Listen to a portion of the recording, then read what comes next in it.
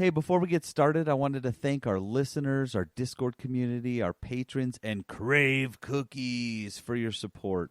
To learn more about supporting the 3-Bit Gamer Show, go to patreon.com/3BG.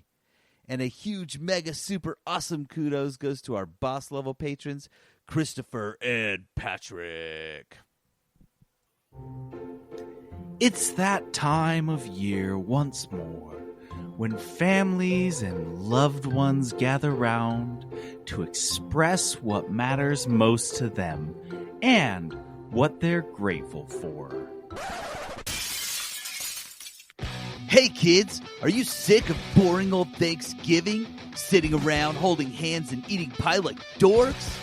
Yeah! Then try out Thanksgimme. Ooh, Thanksgimme? What's that? It's the newest hip holiday everyone's talking about. All you need to do is ditch that boring old gratitude and lean into your natural selfishness, avarice, and entitlement. Sounds easy. And fun. And it's just in time for 2020. You've just logged into the 3-Bit Gamer Show. Welcome to the 3-Bit Gamer Show. I'm JD. This is Peterson. And Aaron. We're bringing the greed, y'all. Guys, It's Thanksgiving. Thanksgiving is all about gratitude and thankfulness, and we went the opposite route. This is Thanksgimme, so buckle up. Live from the 3-Bit Gamer Show. The news. All right, our news this week is brought to us, as with all weeks, by Crave Cookies. Crave Cookies is this awesome cookie and soda shop here in Salt Lake City, and maybe more locations coming soon. Who knows? They have a new cookie selection every week, and this week brings to us the very first cookie, completely composed and designed by Trent's lovely wife, Annie. Oh. Annie designed just in time for Halloween. Christ.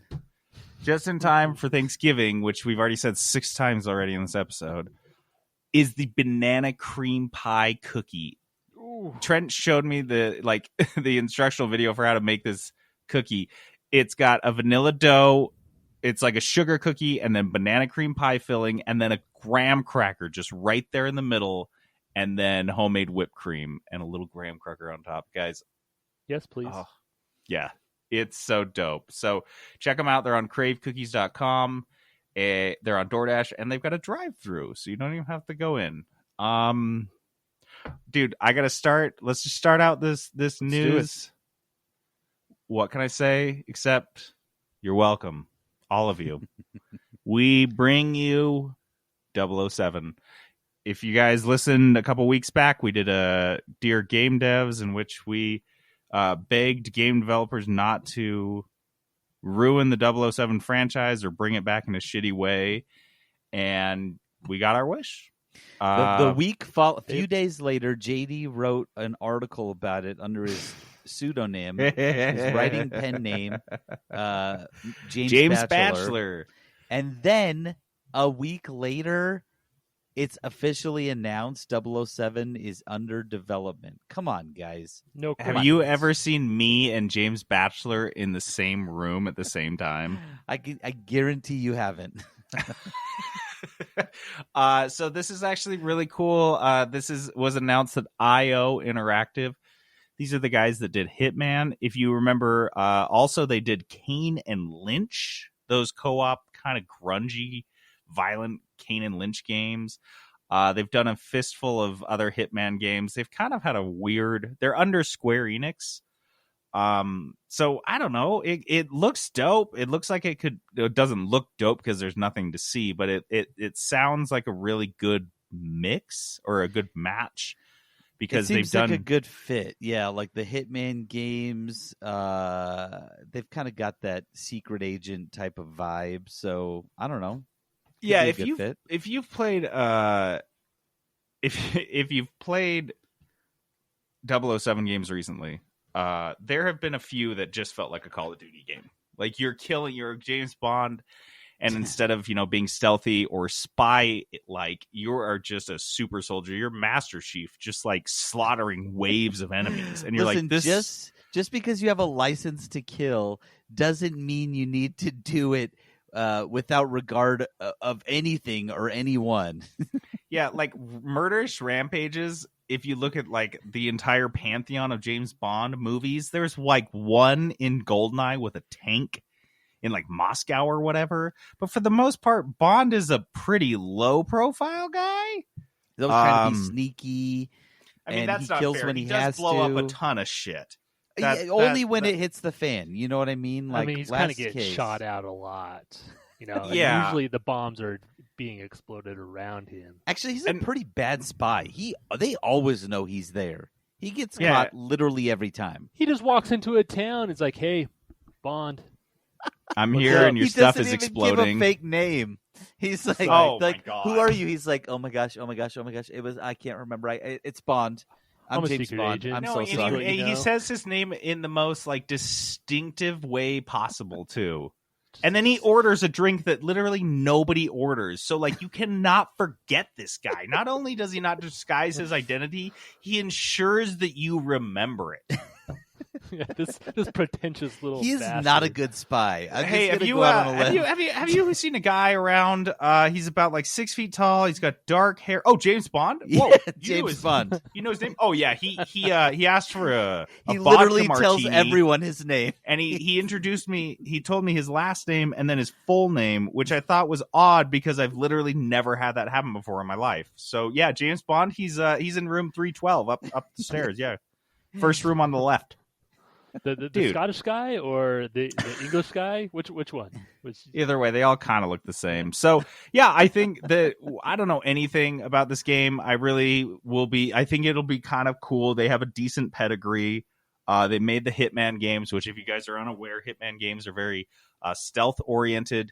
They're those games where it's you have the option to not be stealthy, but shit hits the fan pretty fast if you don't. So I think there will be a pretty good combination of action and stealth. Probably more focus on stealth than most of the past 007 games. So again, makes sense. It's good fit. You're welcome. This next one comes to us. This was via LL Whoops on Discord. Guys, once more, please feel free to drop news or any links or any funny things in our Discord, or come drop by because we have a lot of fun conversation there throughout the week. But this is the NFL canceled the Pro Bowl and will be playing it in Madden instead. If you guys don't follow football, the Pro Bowl is typically played. Well, it used to be played the week after the Super Bowl, but they found that no one gave a shit after the Super Bowl. No one cared anymore. So you could put it in Hawaii. You could have the best athletes in the NFL play, and like nobody gave a fuck. But so they decided to start doing it a week before the Super Bowl. It found out that it was equally irrelevant because nobody cares about a game that doesn't matter and doesn't have any of the people that are playing in the Super Bowl in it.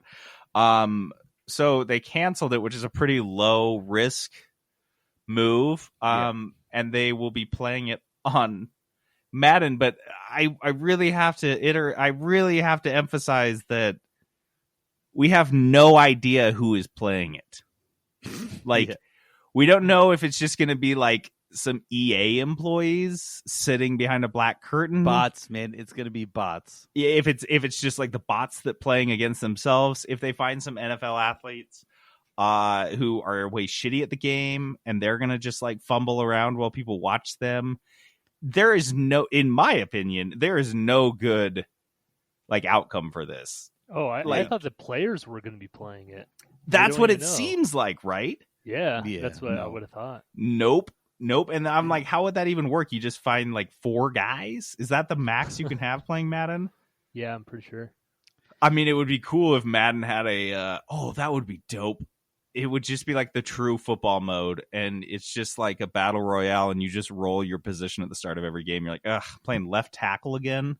Yep, here we go. Yes, I'm just blocking. That's all I do the whole game is just press back a little bit and then hold B to block.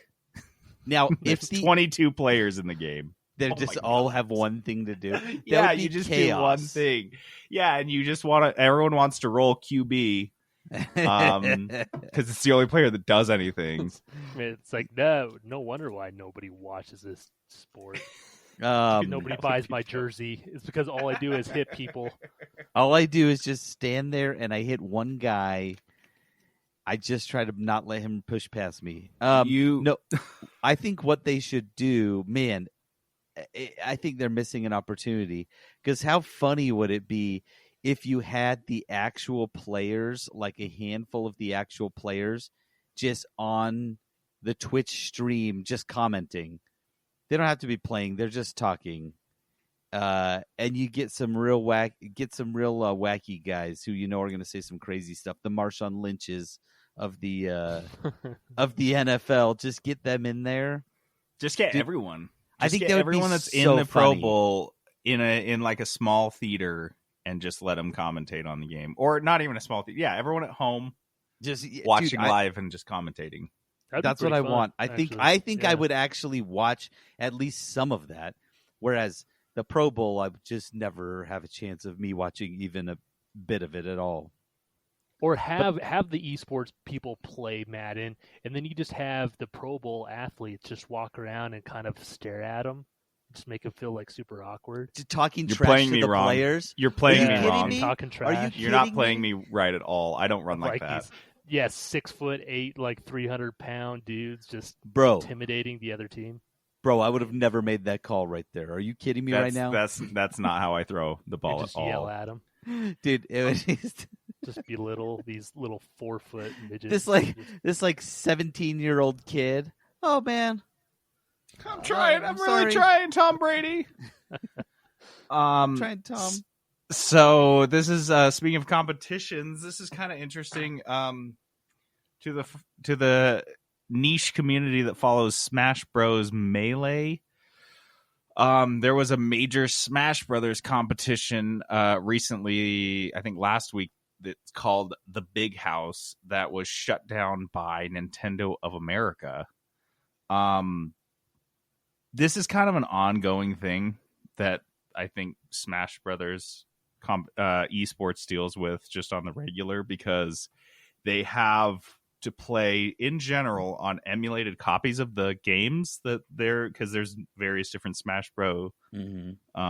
Communities, and they have to play on emulated copies of these old games that were either on the GameCube or like the Wii, I guess, or the N64, in order to have either online tournaments or tournaments that have lower lag or lower latency, and which is a huge deal in Smash Brothers, more than a lot of esports games.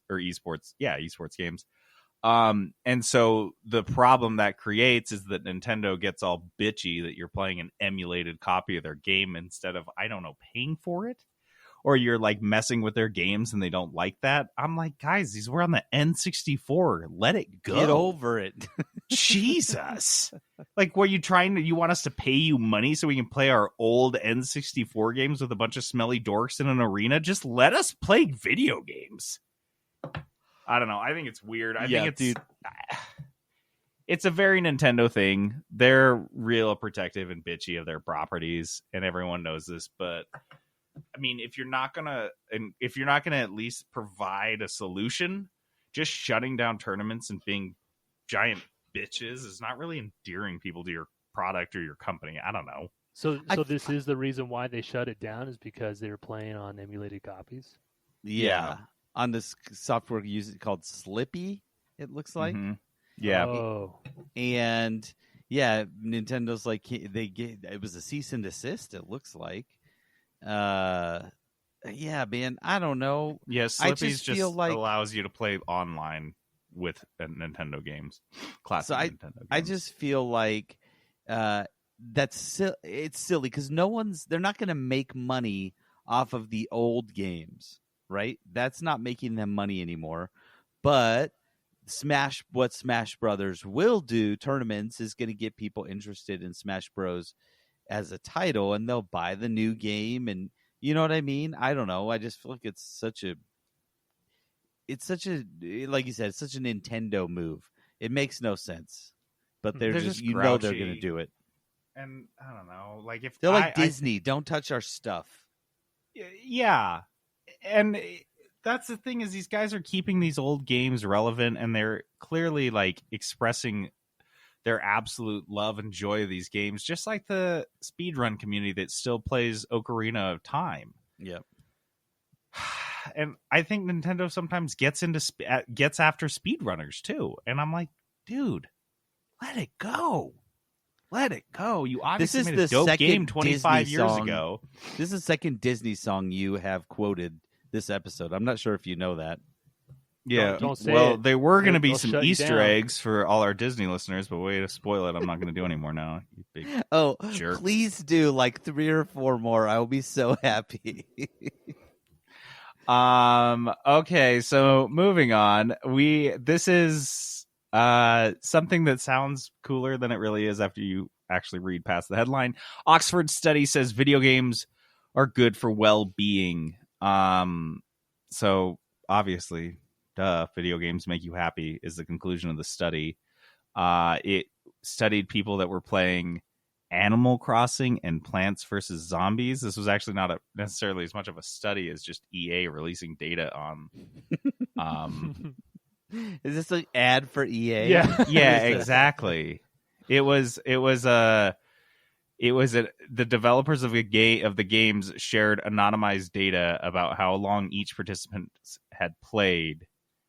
And then they linked to a survey where the players answered questions about their well-being. So it's like someone's playing Plants vs. Zombies for 4 hours, and EA is like, hey, answer this survey for a chance to win a new zombie pack. And the question is like, hey, do you feel good right now?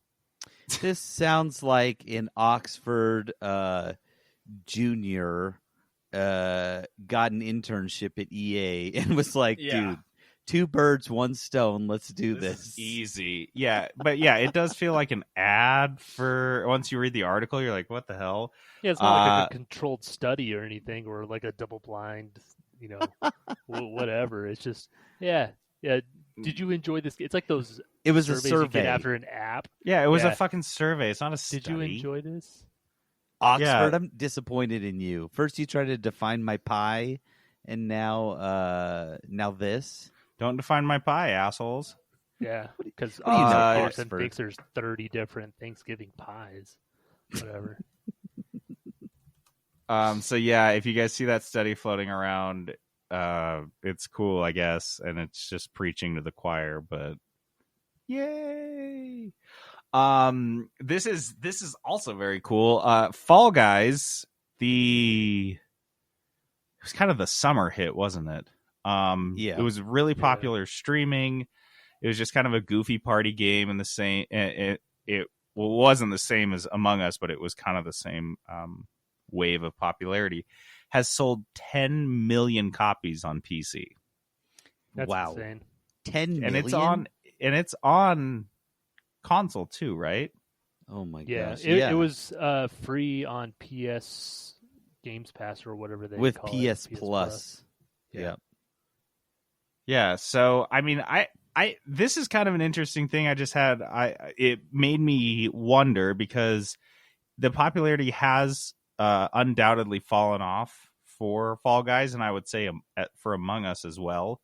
Not that to say that they're like no one's playing them anymore. It's just like they're not the huge hits they were.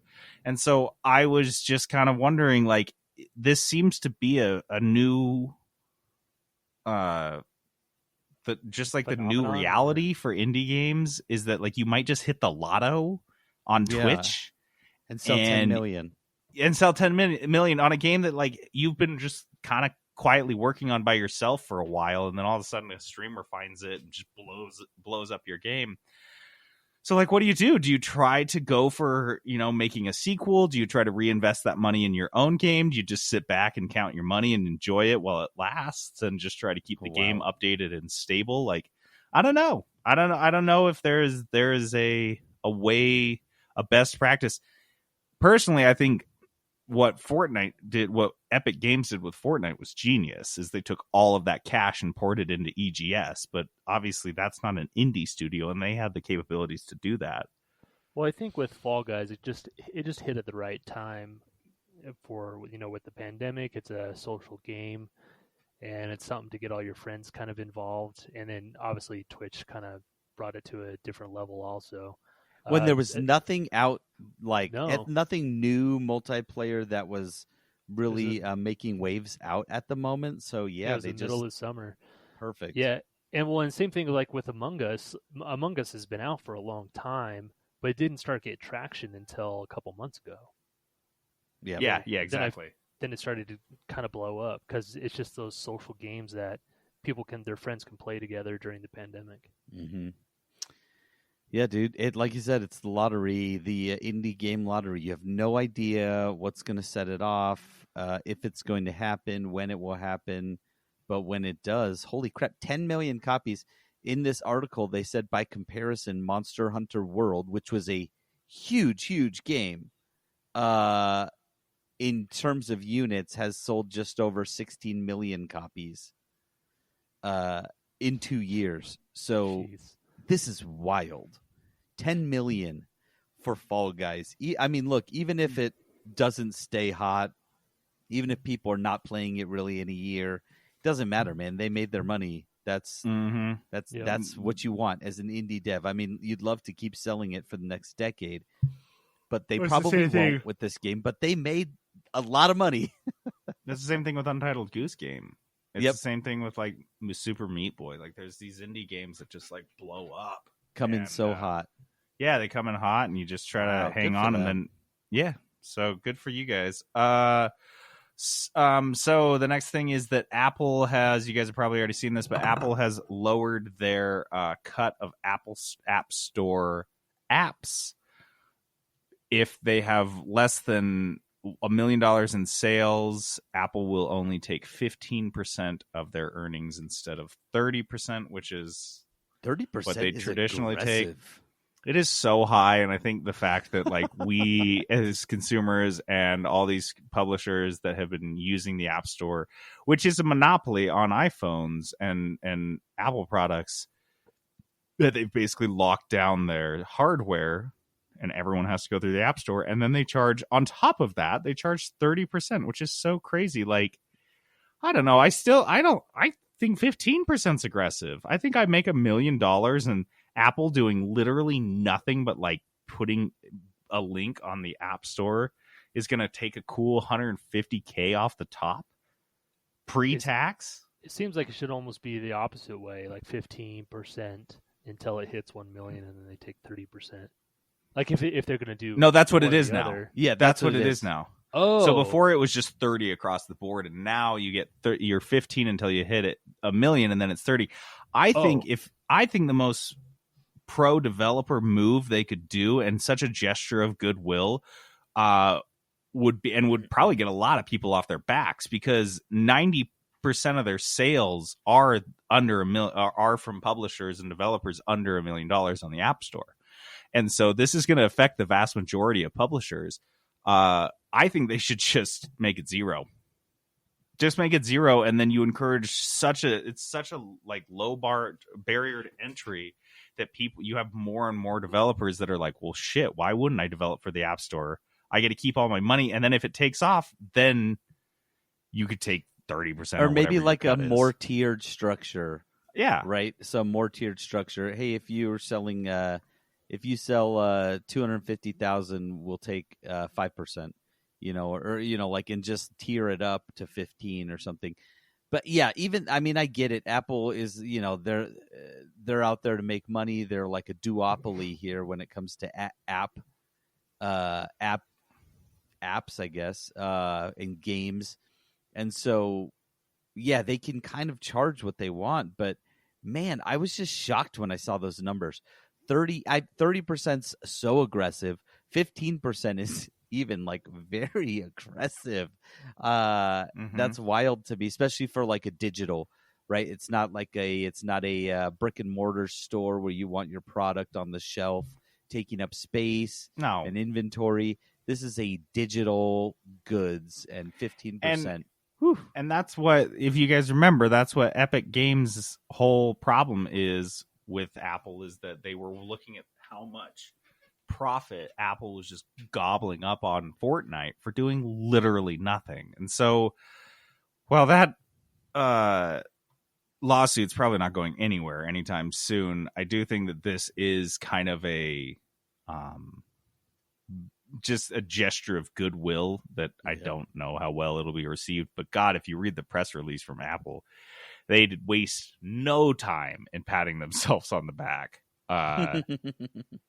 It is literally the first sentence. Apple today announced an industry-leading new developer program to accelerate innovation and help small businesses and independent developers propel their businesses forward with the next generation of groundbreaking apps on the App Store.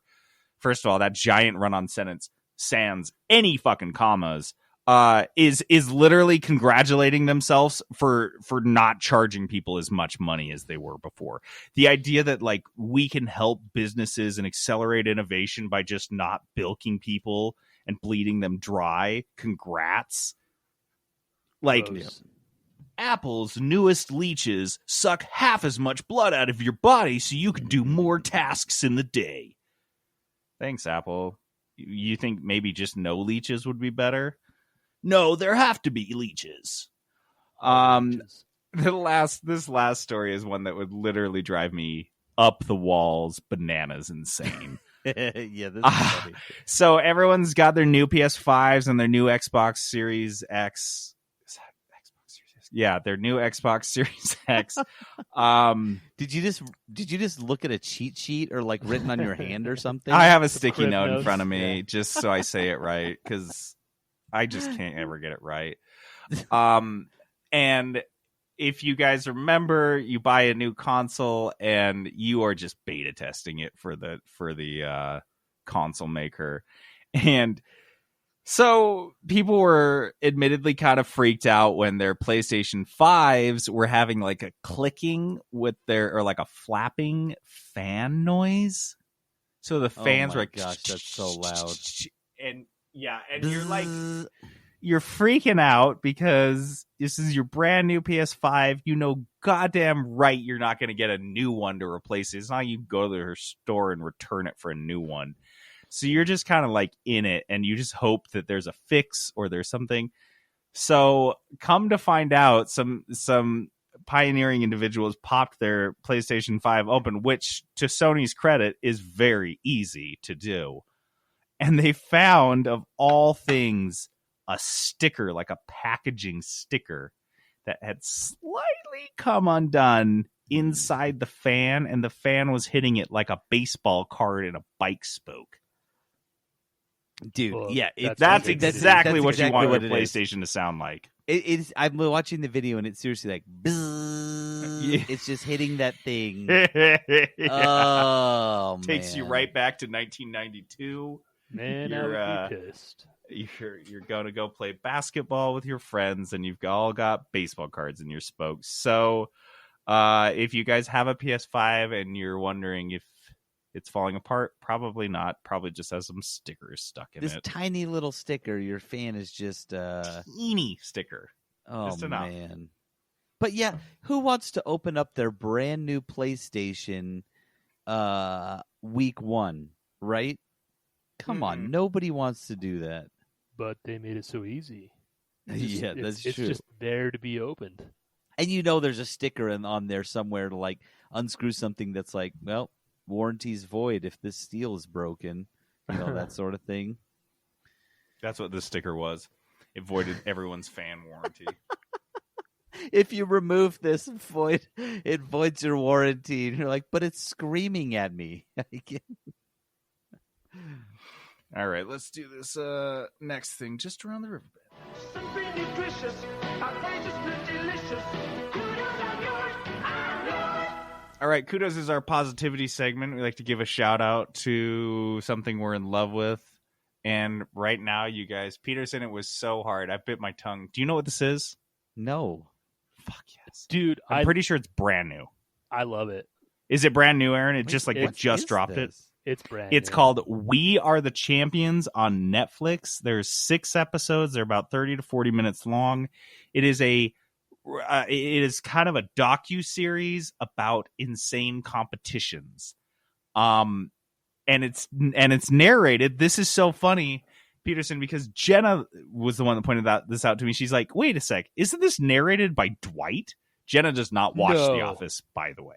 She's the one that pointed that out to me. So yeah, this is narrated by Rainn Wilson, and I think he's one of the producers on it.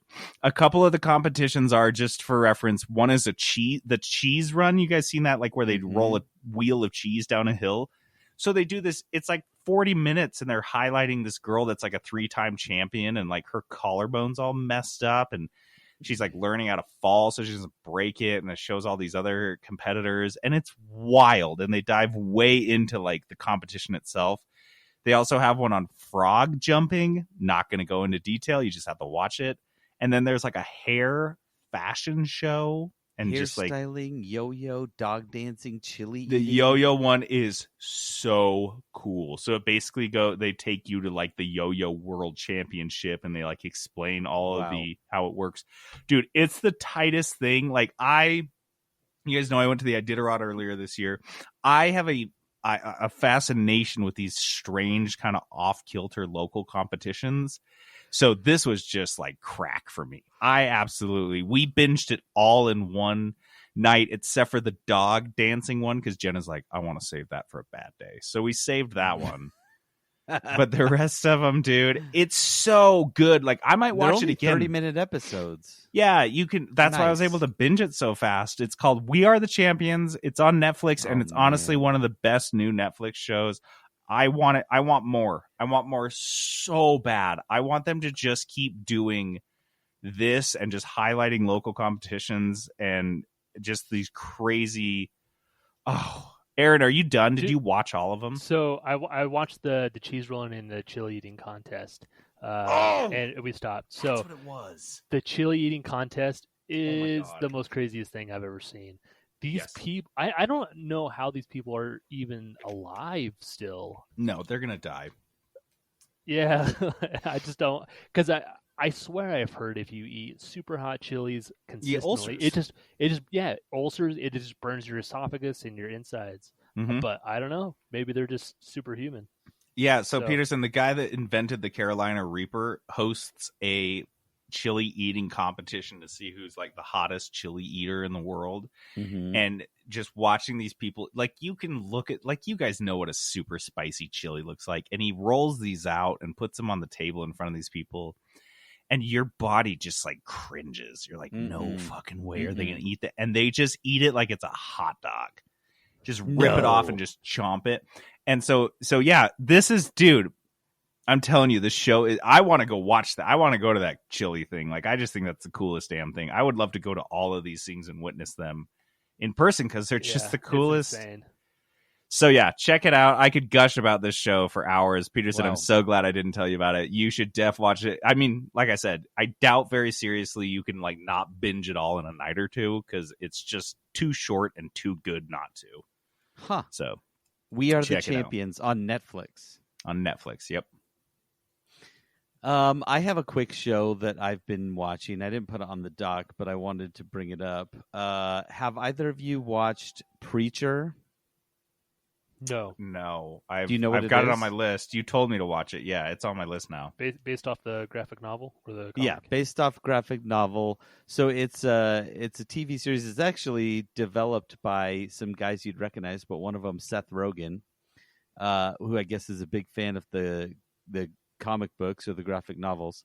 It is, man, it's wacky, but it's not like a goofy wacky. When you think Seth Rogen, right, you think it's going to be silly, and it's not that. It's pretty dark. It's about a guy who he's when you first see him, he's a preacher in this small town. He's a terrible preacher. Obviously doesn't really fit with what he's doing. He gets possessed by some sort of thing, and now he has this superpower, essentially, where he says he can make people do whatever he says. So he tells someone to do something in this, like, crazy voice, and then they do it, and then it gets really dark. I mean, there's it's not a fun for kids type of thing. There's like lots of lots of killing, some pretty.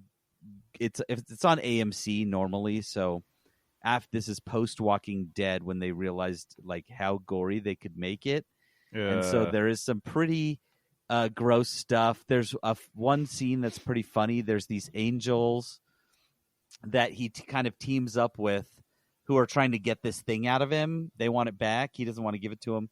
And then this archangel lady comes down and they start fighting. But the angels and the archangel, they don't die. They just like respawn. But their body stays there, and they're fighting in this hotel room for like hours. And so by the end of it, there is piles of their bodies. These three characters just like they're fighting over their dead bodies. It is horrific, but also like funny in a dark way.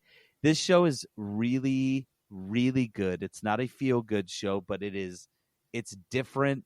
It's clever. What's it on? I'm watching it on Hulu. I'm watching it on Hulu right now. So check it out if you like any of that like dark comedy drama. It's got like a small town Western. And this type was of based feel. on a graphic novel, right? Yeah, that's why it's kind of graphic novel gritty. by Garth Ennis. He also did The Boys. Oh yeah, that's what it was. And didn't he do The Boys to like out gory Preacher? Maybe That was his whole idea. The Boys isn't really that bloody. Wait, what? The comics? The comic, yeah. Have you read it? Have you read them? Yeah. I don't think man. they're not that bad. But maybe the shit that Homelander, fake Homelander does is pretty crazy. That's pretty rough. Anyway, I maybe don't read as much graphic novels, so maybe my your horror threshold meter, is my threshold's a little low. so yeah, I got go ahead. a show. Can I say? Oh, that? Let's hear it. Queen's Gambit. Oh, that's on our that? list. Is it good? Dude, I like it quite a bit. Yeah. So yeah, it's based on it's a fictional character around this girl who becomes she's like a chess prodigy. And so it's basically I think it's 8 episodes. It's super short, 8 or 10 episodes. And it's a self-containing. I don't think they're going to do a second season. Yeah, it says it's a miniseries. Yeah. It's perfect. I think Tight. it's probably one of the best shows right now, I think, in my opinion.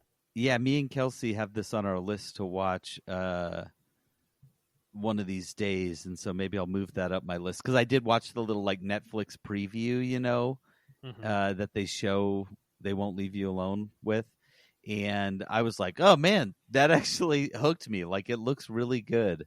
JD, you should watch at least the preview. I think you'll be way into it. Remind me, what's it on? What's it streaming on? Netflix. It's on Netflix. Yeah, okay, cool. It's like what top 2 or 5 maybe of their streaming stuff. But yeah, it kind of deals with a lot of struggles, like kind of real life struggles of like addiction, and it takes place that it's like some kind of religious orphan school kind of thing. And that's how she learns how to play chess, is from a janitor, kind of teaches her how to play chess. Classic story. Orphanage. So, but yeah, really good. Check it out. Tight. All right, let's move on to our Thanksgimme content. Just wanted to start out our first segment. This is right along the theme, and I thought it was this is Peterson's idea, which I thought was a great call out. But the question is, what are gamers entitled to in 2020? I feel like the gaming landscape has changed so much, especially over the last couple of years with the shift into digital. But I do feel like there are a number of things that even 10 years ago, if we were like, yeah, these are things that we take for granted, like you have to have these. Everyone you have to have 2 controllers. Oh my gosh, okay. That's nice. So I figured we could just do these machine gun style. Whoever's got one, jump in if you've got a good one, and we'll just pound through gamer entitlements in 2020. Who wants to start? I'll kick it off. So these are things that the gaming industry owes me specifically. Listen, I want every single game out there in one of my current subscription models. Yep. AKA put them all in Game Pass. Now that I'm getting kind of spoiled with Xbox Game Pass and I've seen what they can do, I don't want to buy games anymore. I just want them on Game Pass. I look at a game and I'm like, oh, that looks interesting. I will walk over to the Xbox, flip it on, check out what's new on Game Pass, see if it's on there. I don't want to buy games anymore. Just put them all in the subscription model. You figure it out. Listen, you business guys on the back end, you figure out the money of it all. I don't care. I just want it there when I want it, and I don't want to have to pay for it, and I want it right now. I think that I don't know if that's necessarily something that already exists as often, but for me, I think one of the things that gamers are super entitled to now, and as someone that has reformatted his computer 3 times in the last month, cloud saves. Yeah. I just expect it. Like, I don't even blink when I have to completely wipe a hard drive because I'm like, no, I'll just download all this. First of all, I don't have a data cap on my internet plan, thank God. But I'm like, I'll just download all the games again, and guess what? They'll all be there. My save files better damn be there. If they're not there, oh man. Like, I haven't run into an issue. Like, every game I've booted after I like completely wipe my hard drive, there's my save, and I'm like, yeah, of course it's there. I can't recall what game it was, but I did remember reinstalling a game, and I had to start from scratch, and I was super angry. Bullshit! How many times do you say bullshit when that happened? Yeah, it's like, the whole time. Literally, am I? Every percentage it's downloading. Bullshit! Like, kidding me? I hate this. I hate this. Because I remember when Steam started to do that, started to do the cloud saves, and it was just, man, it was the best thing ever, man. Now it's just standard. If you don't have it in your game, just get out. Why are you making games? Nope. Kick them to the curb. So mine, this is kind of what I feel like, kind of what Peterson was saying is something, it should be a thing. It should be a thing today because it's 2020. We're entitled. Mm-hmm. So just make it a thing. Ability to play online without a subscription. Oh yeah. Remember Xbox Live you had to pay for?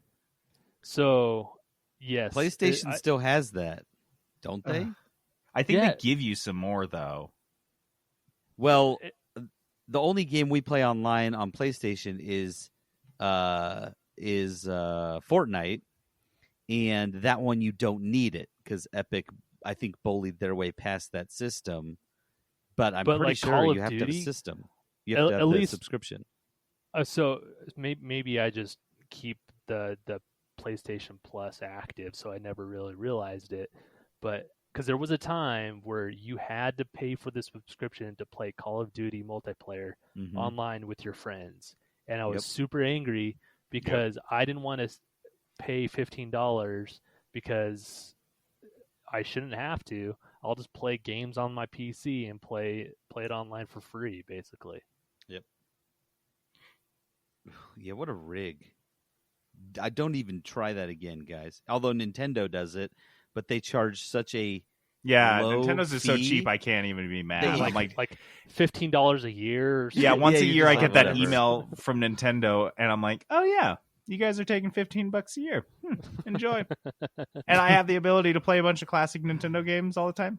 Sure. Okay. I never have. By the way, I never will do it. Online but I want to know my Nintendo Switch. I want to know. Dude, okay, so here's another one. And this is something that once I saw some games that were on sale on the Switch, and I was like, about damn time. Regular sales. I expect it.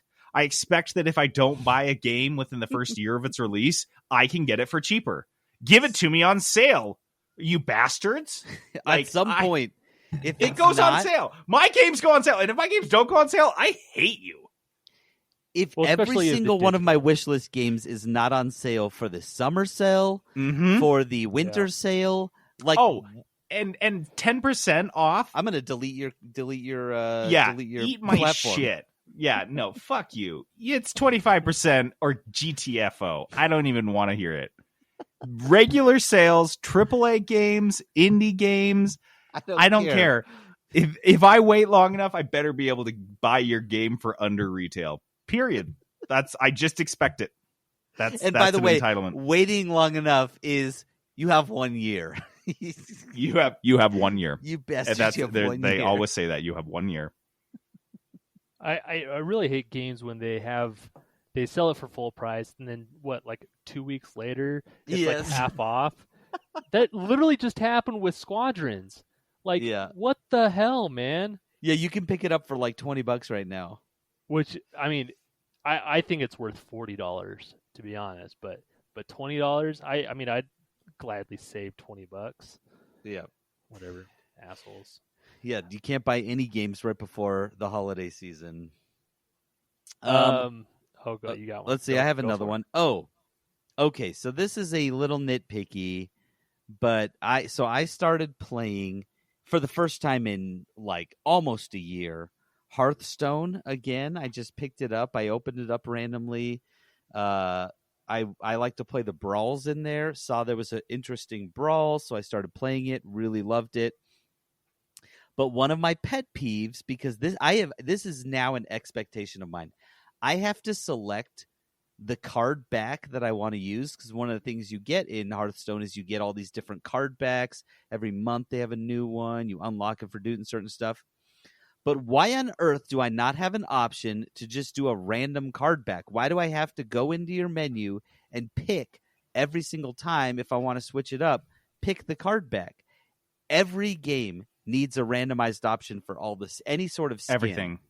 Because everything. In Fortnite, I probably have 50 skins and variations on some of those as well, like 2 or 3 variations on some of those. So I have the option, which I always keep on, just random. I want all my stuff random. I don't care. I don't want to pick my skin. Yeah. Every game should have that. Warzone added that in this year, where if you have a bunch of different characters unlocked, you can just select random, and it'll just randomize it for you. That's why don't I have that option always for all the skins in everything? Rocket League doesn't have it. Hearthstone doesn't have it. What are they doing? I just want random. Just every game, switch it. I've got too many cars, too many skins to go in and like make another one. I just give me random options for all of it and see what you can come up with. So here's a recent one that blew my mind that I ran into. I was I had a team activity with my team at work. They wanted to play Among Us, and I haven't actually played Among Us until this point. And so everyone was trying to coordinate in our Slack channel, like, you know, how are we going to play? Like, where do you download it? All this stuff. And, you know, some of the girls on the team were like, oh, I got it on my phone. I got it on iOS. I got an app. And I was like, oh, I got it on PC. And then someone else got it on PC. And there was never at any point a discussion of, oh, can we play together cross-platform? Like someone's playing on their phone, someone's playing on their PC, someone's playing on their Mac. And I just wanted to be like, let's pump the brakes for a sec. None of these, well, some of the, like 2 of the gals on my team are gamers, but for the most part, they're not. And they're kind of unfamiliar with the gaming world. And I'm like, wow, this is the most taken for granted thing ever. That Fortnite, just a couple years ago, single-handedly forced everyone's hand on cross-platform play, and now it's just like, oh yeah, it's yeah, you can play whatever you want. Even, like, they didn't even ask the question. They just forced it, and now everyone has it. It's just an expectation of like, oh yeah, you can play a video game wherever you want, and everyone can play together. And I'm like, oh, this is still a big deal. Appreciate this for 1 year. But no. Oh my gosh, that is one. That is an expectation. If someone goes outside of that now, I hope your game dies. Yeah, the majority of my gaming years were spent having that discussion with people. Oh, what are you buying it on? What system are you playing it on? What system are you buying Call of Duty on so we can play together? Stuff like that. And now it's like, man, whatever, just get whatever you want. It doesn't fucking matter. Even Xbox and PlayStation are like, oh, whatever, get whatever you want. You can play probably most of your games on both these. Who gives a shit? And I'm like, PlayStation's grumbling about it a little bit in the corner. They're a little grouchy. But they're like, you whatever, dumb bastards. You can fine, just do it, whatever. Well, Nintendo's I feel like. Go ahead. I was just saying, Nintendo just doesn't care. They're like, hey, anyone's playing, we're fine, whatever. Yeah. You want your game on our platform? Oh, cool. Dope. Thanks, guys. Cool. But you can't play our old games. No emulation for you. You're going to dumb down the graphics just for us? Oh, wow. You shouldn't have. Thank you. So I feel like Fortnite actually kind of like torpedoed, not just kind of launched that cross-platform play. It was the first time that I ever really experienced cross-platform. Was the original Fortnite, not the battle royale, but with the base building survival. But yeah, dude, they forced everyone's hand, which is pretty funny. Heck yeah, and time. They did a lot of bullying. Call of Duty should have done that. A different game that had the same poll and fan base could have done that at any point, and they just were like, meh, whatever, who cares? I got one. Go ahead. You guys skip me, man. Sorry, I was just jumping in. I don't know who's doing crazy, what man. anymore. It's Machine Gun. Machine Gun. My bad. Character customizability, customization. Yep.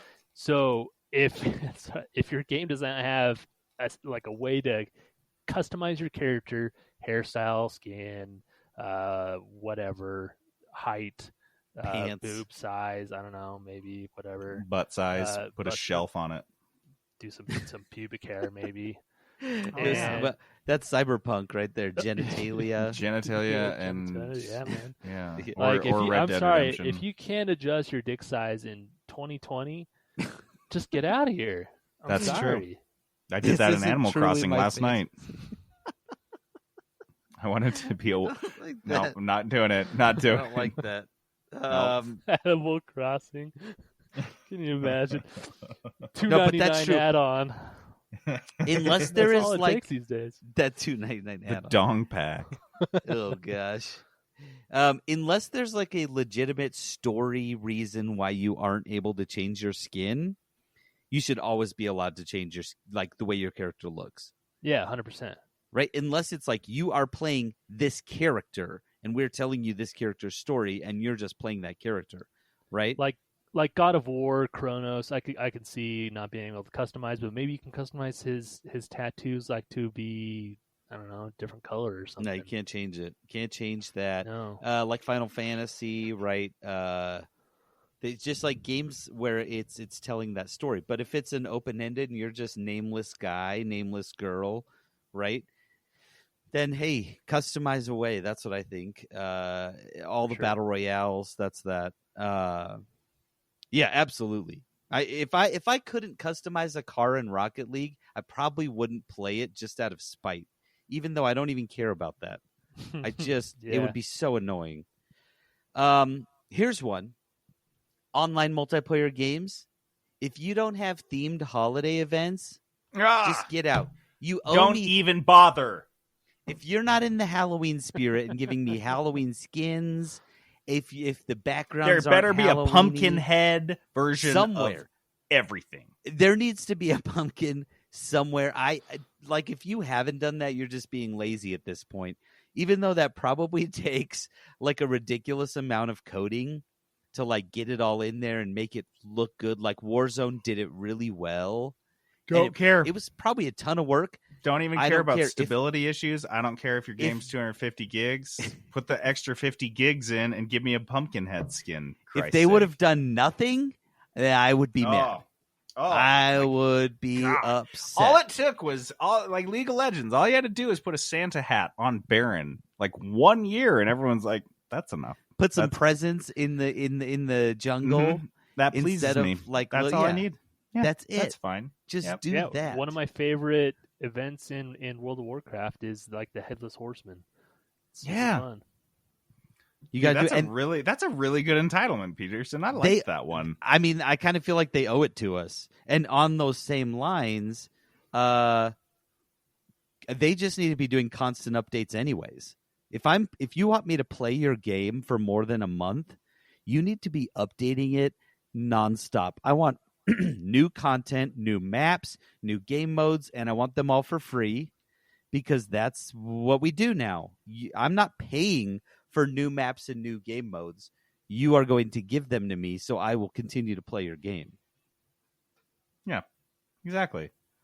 I think one thing that I'm always surprised and like taken back how much I take it for granted. I pull up any game. I pull up an indie game from Steam, or I pull up a AAA game on EGS. I don't give a shit. I expect that if I plug a controller into my PC, it better do something. It better fucking work.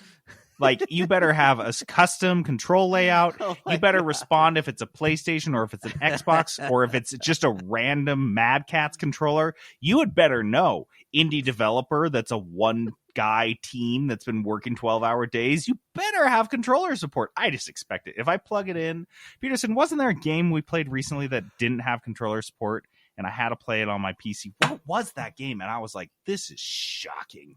Yeah, this I can't remember. Very unsettling to me. But yeah, it is wild when that happens because I want, and not only that, but I want it so when I plug it in, I can plug it in mid-game. Yes. And you have Switch. Automatically switched Don't crash. It all over. It says now if I want to select something, it'll say right next to it, push A. It'll like tell me the button. Like, that's what I want. I want to plug it in. Hey, if I'm sick of it, I'm unplugging it. You've switched back. Like that, you switch back over to mouse and keyboard. If not, you're just being really lazy. Well.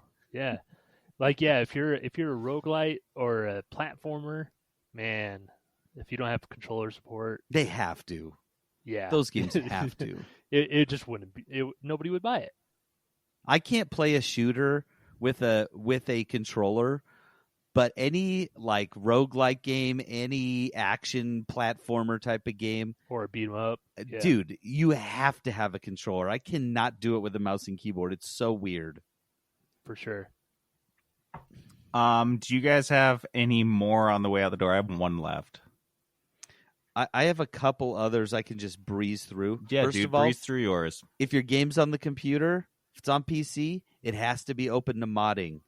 Like, I don't care if it's a single-player story game. You got to open it up to modding. Dude, that's a great point, because Frostpunk has no options for mods, just the way it's built. Like, they can't do anything. They can't have mods or additions or expansions that, like, the community can work on. And the community hates it. They're like, so mad. Go make the game again right. So we can mod it. Yeah. Like, go remake and reprogram right. the whole fucking game so we can play it. Like, the Frostpunk community is really sweet and thoughtful and considerate. So they don't say it in that many words, but that is exactly the tone when they're like, "Oh man, you guys!" And there's all these posts on the subreddit that's like, "Can you guys imagine if we had this type of expansion? Here are all that," and they like it's like 6,000 words detailing every single like aspect of the expansion, and then the first comment's like, "Yeah, too bad that 11-bit will never let us do it." And I'm like. So you're right. There is such an entitlement. The modding must be allowed. You must allow it. If you want that like cult following, you gotta allow it, man. And they will go ham on the mods. They will go. It's not all like nudie mods and pubic hair mods and Thomas the Tank Engine.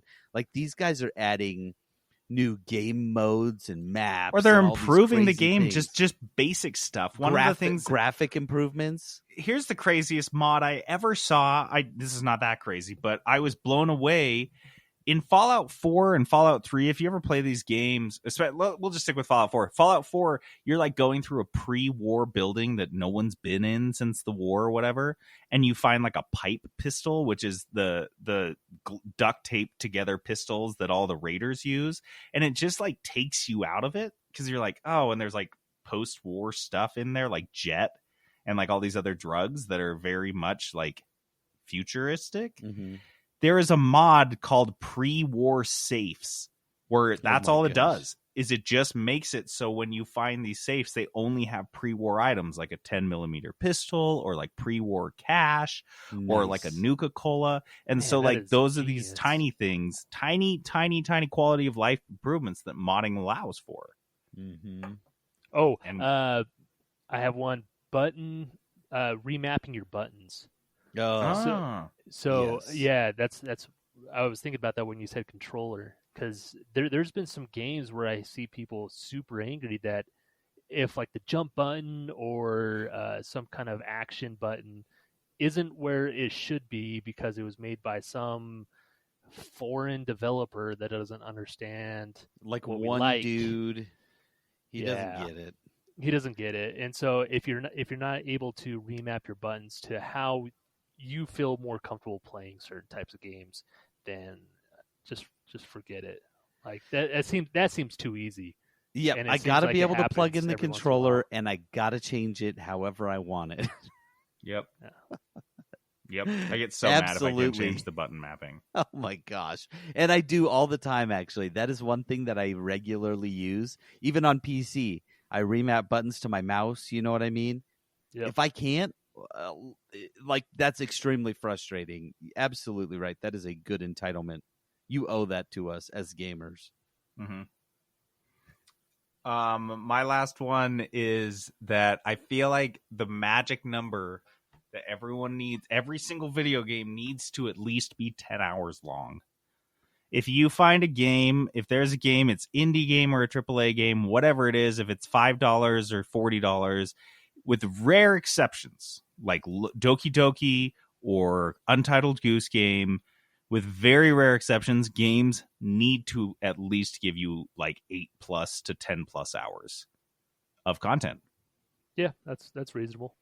Because I think that would be a huge ding. Like if any of us got on and reviewed a game and it was 5 hours long and it wasn't like the most mind-blowing game ever, that would be such a strike against it. Like even if it was $2, like Right. you'd be like, yeah, it was only 5 hours. I only put 5 hours into it.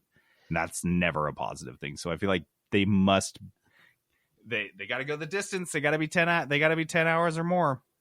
And like, yeah, the few games that I absolutely love or I have just absolute fond memories of that are shorter than that are brilliant games. Like Gorogoa is not a 10-hour game, but I loved every hour I put into it. I think it was only like 4 hours, 5 hours until we beat it from start to finish. Loved every second of it. And so that game, yeah, I don't hold any resentment, but there's some games where, I mean, JD and I just beat Streets of Rage 4 in 2 game sessions, 2 gaming sessions of an hour and a half, 2 hours each, something like that. And I wasn't mad about it because it was on Xbox Game Pass, but if I would have bought that game, I would have been like, yeah, that's cool, but just give me more levels. Just give me more levels and a few more guys. You know what I mean? And so, yeah, you're right. 10 hours, it's got to be, because if it's a good game, we're going to blow through 10 hours immediately. Yep. And then, I mean, there's all sorts of tiers of value for amount of time. But that's just the thing is that, like, sometimes there were shitty-ass games back on even the Xbox 360 that you would pay $60 for a game and you'd get, like, 6 to 7 hours out of beating the main storyline. And there was, like, extra crap, whatever, that you could find. But, yeah, and there was never... like, I mean, sometimes you get dinged for it, but people like really weren't that concerned about playtime as they are now. Like, you better provide me the amount that I paid for. Oh, like Marvel Avengers with the 8-hour storyline. Yeah, not good enough. Huge ding. Peterson, you have more, or are we good? I have one last one, which I think is important. Okay. The UX in games has to have that feature where if I don't know what something is, I should be able to mouse over it and just hold my mouse there, and a little box will pop up that will explain tool to me tips. what it is. Yep. I want my tool tips. Especially in roguelikes where you're picking up random items and you're picking up random abilities. Sometimes you're not selecting them, you're just getting it. And if you get a lot, you can't remember what they are. you should be able to. I've played a few games, and JD, you brought one up. That was one of your complaints about Children of Morta? Hades, I thought. Oh, I haven't started Hades yet. Was you can't really go in and see what your items or your abilities are. And I was just remembering them as I went. But yeah, you can't easily go see what you've chosen. And so that is a huge ding, because I feel like any RTS game has to have that, because they've just got that massive menu. And any roguelike has to have that. You have to explain to me, like I don't know anything about the game, what that does. Dude, I've been playing Children of Morta with Jenna. It is a roguelike. It's a co-op game. It is so amazing. I'll probably be reviewing it next week. But honestly, the biggest ding is the UI is exactly like you said. Like there are your character's profile on the bottom left of the screen has so many little things on it. You have like 4 different bars. You have a number of different indicators and like currencies that you're collecting. And there is absolutely no indication whatsoever what those currencies are. There's one that you collect gems, I believe, but when you pick them up off the ground, it's just like a white light, and I had to watch the white light jump off the ground when you collect it and then go to your little UI, and I followed it, and then I was like, okay, so I have 3 of those white lights, so I selected pause, and then I went to look at how many I had, and I was like, okay, so I have 3. Oh, they're gems. Like it's like Sherlock Holmes to figure out the UI, because you have to put together context clues of what is in the store and what the different currencies are. The gold is called Morv, MORV, and it just looks like a gold coin, but it's called Morv. Dude, it kills me. So yeah, absolutely, I am entitled to my fucking tooltips, especially when you have 5 different currencies in your game and you have a mana bar and a health bar and a rage bar and an energy bar. Come on. JD, you know what game is the biggest offender of this? That a game we both really enjoyed. Grounded. Risk of Rain 2. Oh my god, I never know what's going on. You pick up 1,000 items. Well, there's no time. You never know what any of them are. Yep. Like there's this thing where you can go to a thing to you go to like this kiosk and you can pick pictures. From 3 different ones. Random pictures. If you haven't memorized them, you will not know what you're picking up. Even if you have memorized them, like Phil knew most of them, and still I'd be like, hey, Phil, what is it when it's like 2 shoes surrounded by like a donkey tail? And he's like, oh, I don't know what that one is, I don't think. And we're like, what the fuck? Like, there's so many. Yeah, dude. And because it's so fast, there's no chance of pausing the game or looking anything up. Yeah, so, like, it should be a big thing that flashes every time you pick it up, what it does for you. Dude, and what it clearly explained. I never knew what I was picking up, ever. It was crazy. Yeah. Okay. All right, let's move on. We actually have a voicemail from a listener, so let's play that right now. Just Carmelo. Probably in to say, Carmelo not going to take those disparaging comments from the little boy who calls Mrs. Crabapple Miss Crabapple. Carmelo coming for you. Oh my God. I am so starstruck right now. We legit finally got a call from Peterson's number 1 feuding enemy in the world, Carl Malone. Listen here, Malone. Okay. First of all, you're absolutely right. I called her Edna Crabapple, and right when I said that, I knew it was wrong, and I could not think of how to say her name correctly. Couldn't put it back in your mouth. Like, I just couldn't. Even when I said it, I was like, that's not right. If you listen to back to the show, you'll hear me pause because I knew it was wrong. But listen, Carl, real dick move to just call me out like that on the show. You didn't even, I'll have you know, you didn't even apologize once for ruining my first lagoon trip as a child. So I know I'm going to call her Edna Crabapple as much as I want. I hope you call back. I was going to say, as long as it pisses off Carl Malone, Peterson is going to keep doing it. Oh, look at me. I'm Mrs. Crabapple. I'm on The Simpsons. Okay, let's move on. Dear Game Devs, It's been nearly a fortnight since I last wrote. Mother is well and much has changed back on the farm, but I have just one request of you. Okay, Dear Game Devs is this fun segment that is perfectly fitting for Thanksgimme, in which we beg game developers to give us something we like. Typically, we choose a specific topic, but this week it's just give it to me. Just give me it to me. Dear Game Devs, just give me it. Dear Game Devs, just give me the Simpsons game that I invented last week. I want it. Give it to me. Where is it right now? Give it to me. Okay. Wait. Fuck! My favorite. Makes me so mad! My favorite thing about this is JD messages me probably 3 days ago. And he's like, I keep randomly getting just for half a second excited for the Simpsons game that we came up with last week. And then I get so disappointed when I realize it's not real and we made it up. Dude, my brain, like many other brains in 2020, is fully melted to the point that like it really is struggling to distinguish between reality and fiction. And there are just these brief moments where it's like looking for like a string of happiness in there, and it finds in the void the Simpsons game. And for like that brief half second, I am so joyful because my brain isn't thinking, remember that Simpsons game we made up that's never going to happen? It's just here's Simpsons game recent. Is that coming out? Sick. I remember hearing about that. That sounds that sick. sounds so cool. Yeah, it's an open world, turn-based combat. Like, and I'm like, oh, dude, JD, it's not real. It's not real. JD. Your Game Devs, give it to me. I want it. Give me it. Give me it. I'm going to have an aneurysm if you don't make this game. Aaron, did you have one? What's your gimme?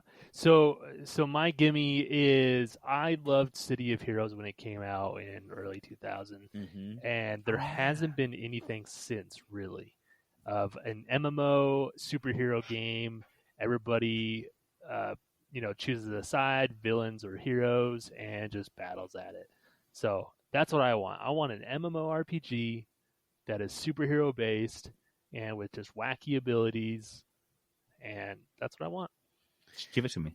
And I want it right now. Yeah, now. I'm going to have a lot of time off for this holiday season. Perfect for a new superhero MMO that's not the Marvel Avengers. Just give it to me. Are we talking about things we want right now? Because right now, I want Age of Empires 4. I know it's coming out. I know you keep working on it and telling me that it's coming out. I don't care. Give it to me now. Give me Age of Empires 4. Be done with it. Right now. Break into my house. I want to release install it on my computer. Yeah. Just give it to me. I want to play Age of Empires 4. Give me it right now. I don't want to play the definitive edition of Age of Empires 2. I don't want to play the 6th definitive edition. Look, just give me... How many times are they going to definitive edition it? Yeah, and they haven't even done a definitive edition of Age of Mythology yet. So while you're at it, throw that on the pile. And release them both at the same time, which is tomorrow. just in time for this holiday break. I'm not going to be working. Just give it to me so I can play it. Stop. You're being so stingy. Yeah, stop being greedy and give it to me. Okay. This one, not a lot of people are going to agree with, but that's because a lot of people are wrong. I have only ever played one game that was Willow themed. As you may know, Willow is one of my favorite movies of all time. And everyone's gonna be like, "Oh!" Every time I say that, everyone goes, "Willow!" Like that. There's one line in the movie. They're like, "Get out of here!" Okay, this is a fantastic movie. Watch it again. Open your eyes and watch it for the masterpiece that it is. Quaid, open your eyes. We had one Willow movie or one Willow game, and it was on the Nintendo, the NES. By the way, one of the only games that I absolutely loved, and tried to beat it legitimately on the NES and played for hours and hours and hours. Never beat it. Kale was too hard to beat, General Kale. But I want a Willow game. They had talked about doing another Willow TV show on Disney Plus. I've heard those rumors. We are ready. The time is ripe for a Willow game. I want it. And here's the thing. I want to say like, oh, this is the Willow game that I want to play. I don't care. Just make it and make it good. Make it fun. I don't want a Willow platformer because that doesn't make sense. He's got those tiny little legs. He can't really jump or run very fast. That's it. Give me a Willow game. And again, I want to play this. I'm not playing any open world games right now because I'm waiting for Cyberpunk. Just slot it in there. Bam. You release it right now. I promise you I'll buy it and play it. You heard about the Willow sequel, right? Yeah, I've heard that rumor. That's what I'm saying. The time is right. We are here. Let's just do it. Quit wasting time. Mine is I want a open world Cthulhu based MMORPG. Back in the day, there was a game called Hellgate London that I really loved, but it died really fast. I think the studio went under, filed Chapter 11, I think. But I love that game. They actually brought it back, but it sucks. So that's what I want. My whole stick now is just MMORPGs, but I want a Cthulhu theme. Like I want 1940s Cthulhu themed, solve mysteries and shoot, Cthulhu-based monsters. That'd be cool. So, that's the thing. It's going to scratch that itch, and you want to scratch that itch, and you know exactly what you want. Yeah, I want it now. Mm-hmm. I want something that we had a segment that just sat on the dock for months because basically this is the one thing I wanted to talk about. I want a TV series of Undermine. Undermine, that game. It's a little indie game. It's on Xbox Game Pass. It's a roguelike in which a character goes into a peasant, I believe, is like fighting their way. Like a nobody peasant. Yeah, they're fighting their way into a mine to purge whatever evil. It actually has like a decent-ish story. I just thought it had a lot of cool potential to have what I was telling Peterson that I thought would be dope. You would have the main character would change every episode, or sometimes you could have 2 or 3 runs in an episode where the character dies 2 or 3 times. So you like bring Nick Cage on. Everyone's like, "Oh my god, Nick Cage is gonna guest star," and then he dies in like 2 seconds, and then it's the next, and then it restarts, kind of like a time loop. Dude, but with a new character every hot actor every time, every episode. Yeah, so you do an HBO miniseries. And you allow it to be something that like actors think it's like a fun thing. Oh, I was on Undermine. Like they want to be on Undermine for a season or something. And you can have it be all sorts of fantasy tropes. You can have all of that good fun stuff that I think people liked about Game of Thrones and fantasy series. But a lot more fun and lighthearted. And I just think there's a ton that you could do with it. So give me that. Give me Undermine on my TV. A show, and I want lots of celebrity cameos. Is it that hard? Am I making it that hard? I'm telling you exactly what I want. Just give me what I want. Just give it to me. Just do that. Give me that. My last one. I played a game on the Switch called Golf Story. I don't know if you remember it. Yeah, you love that. So fun. Yeah. It's so fun. It's just a silly game. It's not serious, and it's I don't normally play golf games, but it's like a golf, pixelated golf challenges. I don't know, walking around, and it's fantastic. It was such a good game. That same company announced Sports Story, so same type of gameplay, same stuff. You're just doing random sports challenges, and I want it. I want it so badly. They announced it almost a year ago, I think. Time means nothing, but they announced it. A year ago, December 2019, and I still don't have it. And I look for it probably once a month to see if it's been released yet. The release date, I believe, is TBD. I don't want that. I don't want them to be like, we don't know yet. We don't know when it's coming. I want to see an email tomorrow or a video on YouTube, a tweet that's like, hey, you guys loved Golf Story. Sports Story is out today. Go check it out. I'll go buy it. I'll buy it for $40. I don't care. Just give it to me. I want it. Sidebar Games. That's who make this. Sidebar. Who are these guys? Give it to me. My last one is I want a Lord of the Rings game based in the Second Age. Oh, so I really like the Middle Earth, Shadow of Mordor, and Shadow of War games. So good. But it's a very different game than most. Like, well, it's kind of you're jumping all over the place. You have crazy abilities. But this one, I kind of want to be more of a survival-esque type game.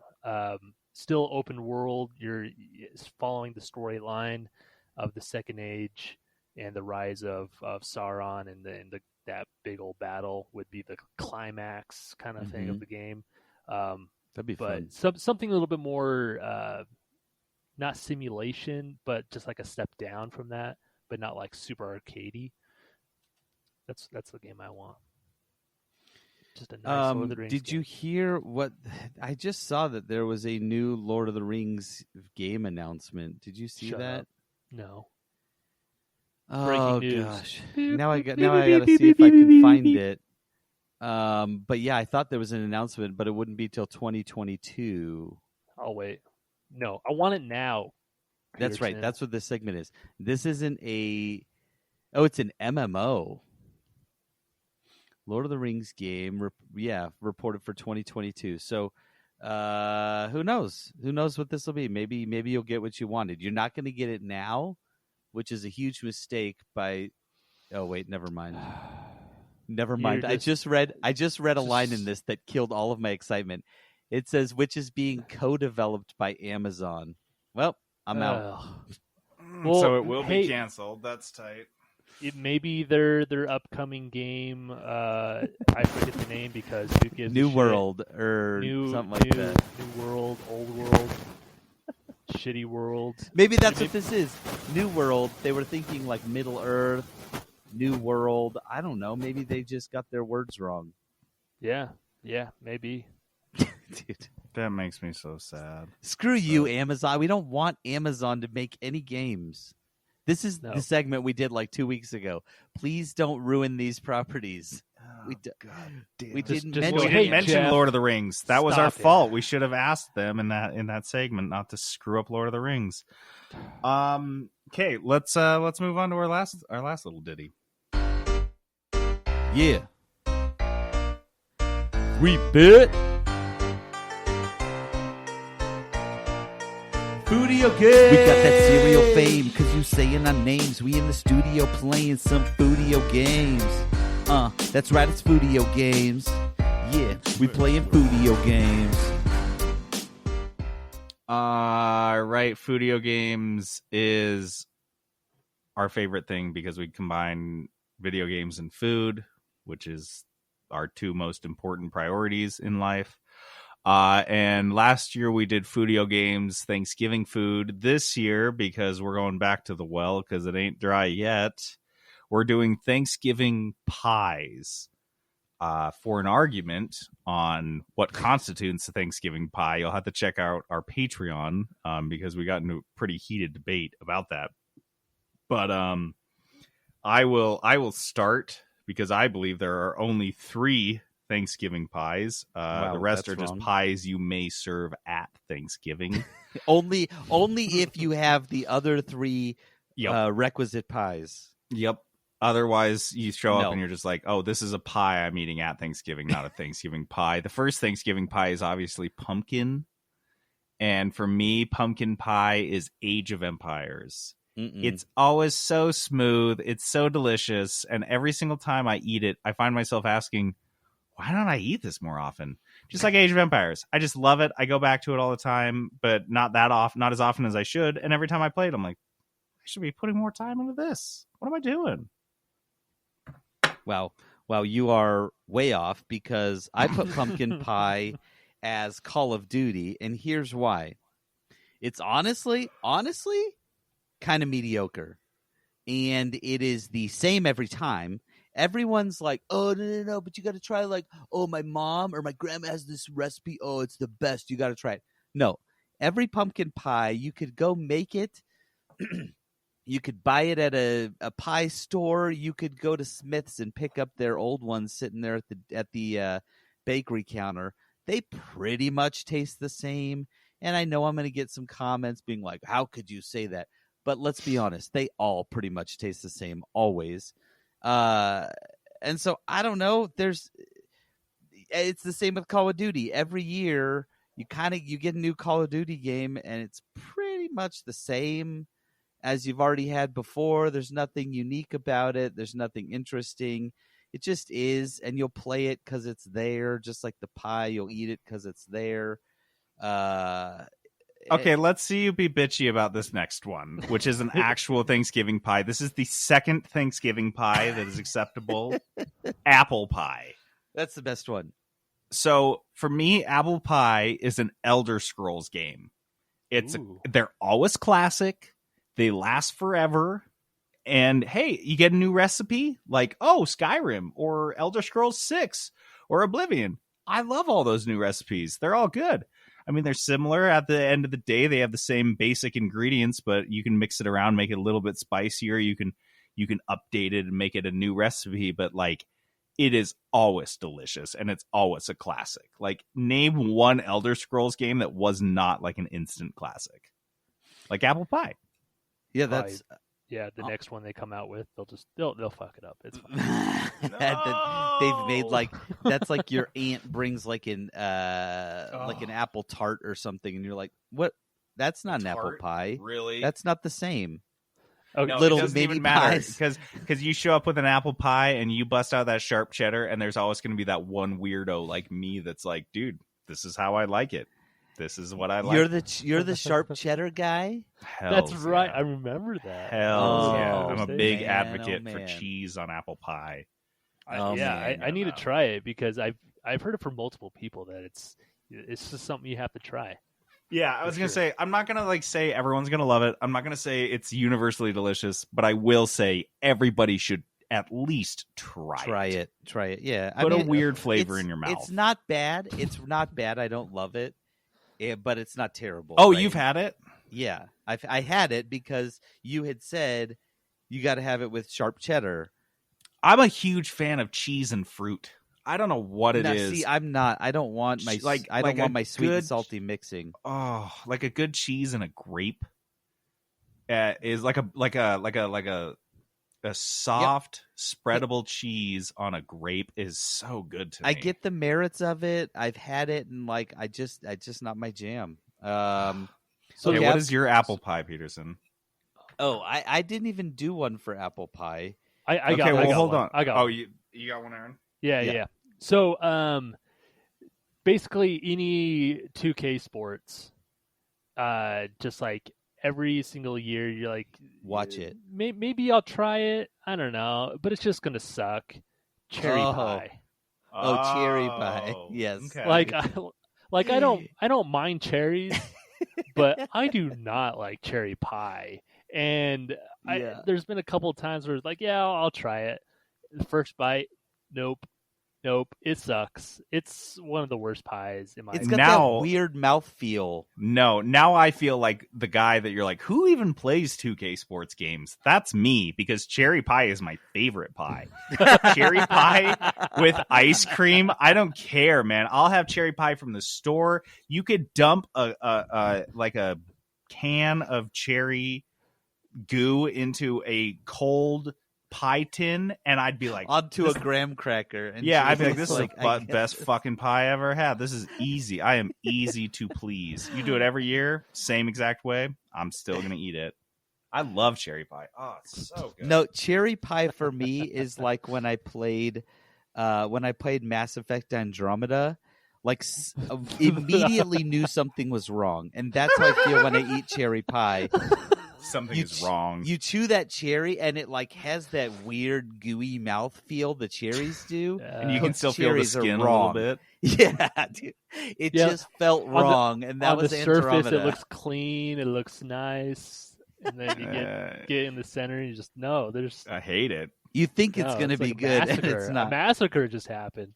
Okay, so here's the last official Thanksgiving pie, according to JD. The first two, if you need a reminder, are pumpkin and apple. The third official Thanksgiving pie is pecan. It is the lowest tier Thanksgiving pie. And I think pecan pie for me is like a weird game that I would only play if other people were playing it, because I'm not going to ever go out of my way to buy or like get a piece of pecan pie. But if a relative shows up with it, yeah, I'll have a slice. Like it's there. So it's like Among Us or like Fall Guys, or someone's like, let's play this weird off kilter game on Steam or something. I'm like, okay, like I would never play that alone. But someone shows up with a party with it, I'll give it a slice. I'll try a slice. That's reasonable. See, so Peterson, for me, pecan pie is like those deep strategy games that your buddy has been talking you into for years, and you finally pick it up, and you're like, "What is going on? It's too much." Because pecan pie, when I eat it's too sweet. It's really too rich. Sweet. I can't eat a full piece. It's too much, and that's how I feel about a lot of like strategy games. You jump in, and you're like, there's too many things, too many menu options. I don't know what I'm supposed to be doing. It's too much, and you'll bounce right off of it and go for that sweet, sweet apple pie. Okay, Peterson, now I want you to list the rest of your heretical pies that are non-Thanksgiving pies. I want to be perfectly clear. A coconut cream pie. First of all, any pie can be present at Thanksgiving meal, and it's still a Thanksgiving pie. No. All pie is Thanksgiving pie. No. All pie is on the table at any point. And your dad's sin of creating a minced meat pie for Thanksgiving is among the greatest sins I've heard tonight. Okay, that is true. My dad is making a minced meat pie against everyone's wishes. That's not a Thanksgiving pie. It's like if Taco Bell made a pie. That's what it would be. Fuck. Aaron, don't say stuff like that. I'm like nauseous now. I don't want Taco Bell anywhere near a pie. You know what, Aaron? Some of the stuff we say on this show actually comes to fruition. You can't just throw stuff out there. That's true. They're listening. Your words have power. Yeah, there's some weird voodoo curse over this podcast, so be very cautious about the curses you put out there. Meat pie. They're gonna get a pie. They're gonna replace their taco bowl with just a gross meat pie. It's gonna be a chalupa pie with turkey and oh gosh. And then Peterson's gonna be like, "Oh yeah, this looks like a great idea," and then he won't be able to finish it and won't be able to go to get the this with my correctly, like the nachos for like the next 2 weeks. Yeah. I still do not crave Taco Bell anymore because those nachos did me in. I see ads for those nachos and laugh every time because every ad shows at least 6 to 10 people on the screen eating those nachos, and you got the nachos crying. for you and your 12-year-old. Yeah, I can't. It was a mistake. Look, it was a mistake. You can just see like a small little tear run down their face, and then it just gets edited out. Gotta keep going. Gotta keep shoving this crap, this Taco Bell pie down my gullet. Okay, so have you ever had a rhubarb pie? No, never. Rhubarb pies are incredible. Strawberry rhubarb, it just works. And for me, rhubarb pie is like some of these indie games with those weird concepts, and you play it and it just works. Like Golf Story that I just mentioned. It doesn't seem like a game that should work, but it does. Rhubarb is, I don't know if you've ever even tasted it. It looks like celery, and it's just sour. That's it. It doesn't have like a good flavor. It's just sour. Sourly. A sour. It tastes terrible. Like, you don't eat it. Put it in a pie. Fantastic. It shouldn't work, but it does. Also, we don't have a rhubarb pie this year. I wish we did. The last one I have because I didn't go through the list of pies. But the last one I have is the Marvel's Avengers game. Marvel's Avengers game is your crazy aunt bringing a cake to Thanksgiving. You told Aunt Linda, hey, Aunt Linda, all you got to do is bring a pie to Thanksgiving. That's fine. She heard bring a dessert. She brings a stupid cake that she got out of a box mix and put some canned frosting on like a birthday cake. She brought that to Thanksgiving dinner. Nobody wanted it. We asked for something, and you gave us a product we didn't want. We said Avengers game, cool. You heard dessert, cool. And then you gave us Marvel's Avengers on Thanksgiving. Nobody wants that. They didn't even have a category to put it in. It was just there. It was just, no one ate it. It's dead. We just threw it out the next day because no one wanted a birthday cake, a mediocre cake at Thanksgiving dinner. And Aunt Linda, she brought it anyway. I got a sheet cake. That was the only thing they had left. All the pies were gone.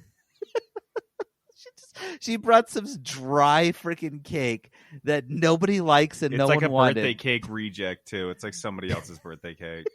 Like they just scraped the name off the frosting, and it says, instead of happy birthday, like Jimmy, it just says happy, and then it's scraped off, and then Thanksgiving. Different fate. Yeah. That's exactly the Marvel's Avengers game. It doesn't look right. It's not what you wanted. It's not what you thought it was going to be when you asked for it. Kind of slipshod, and once you cut into Jimmy. What? Thanksgimme. It says Happy Thanksgimme. Happy Thanksgimme. Oh my God, that is so funny. Oh my gosh. Now I want to. That's okay. We got to make that the sewed picture. I'll work on that. Okay, does anyone else have any more non-Thanksgiving pies, or do you guys want to move on to dice? Sorry. It's just Thanksgiving pies. All pies are Thanksgiving pies. Listen to this inclusive bastard. Dice of Destiny. All right, Dice of Destiny is this fun game we play at the end of every episode. We roll a 20-sided dice with 20 different game genres assigned to it. We roll a 6-sided dice to see how much money we can spend. And then finally, we roll a dice to see who has to find a game in that genre for that price, pick it, play it, review it. Last week, Trent rolled a $40 roguelike, and if you guys were on our Discord, you got to witness him cajoled by Sneaky Stu into playing and picking Exit the Gungeon. That's Enter not the dungeon. Enter the Gungeon. Yeah. What? Okay. Wait, there's another one called Exit the Gungeon? Yeah, and that's that not funny. the good one. Enter the Gungeon. I am so sorry. Dungeon with a G, of course. I just realized it's called that because you're using guns. I've seen this game for years, and that just clicked right now. This moment. Yeah, that is pretty solid. I don't know. Trent said he's had it on his list for a minute, and it's on Game Pass, I believe, right now. So if you guys want to hop on and play along, either way, I think we'll hopefully have a review from Trent next week. And yeah, that's it.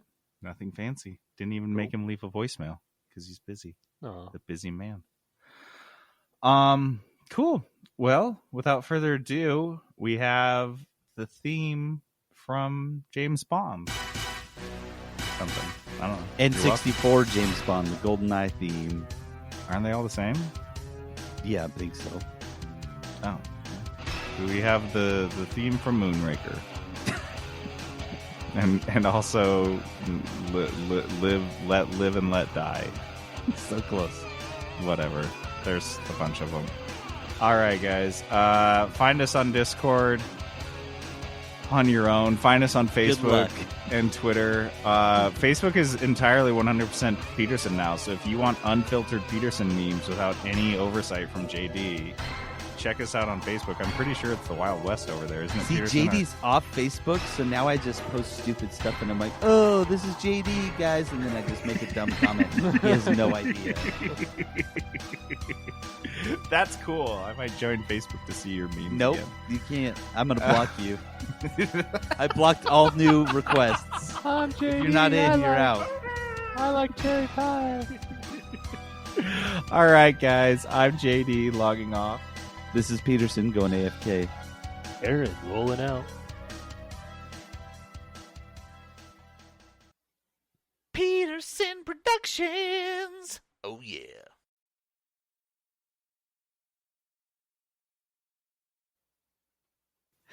JD, if you don't think all pies belong at Thanksgiving, that's a real smoothie move. No, you know what's a smooth brain move? Is thinking that all pies just inherently belong at a single dinner occasion, regardless of the composition or the flavor profile. Lemon, coconut, these are not flavors typically associated with Thanksgiving. Are you kidding me? Here. There were Get tons out. of lemons and coconuts at the first Thanksgiving. What about a Hawaiian Thanksgiving?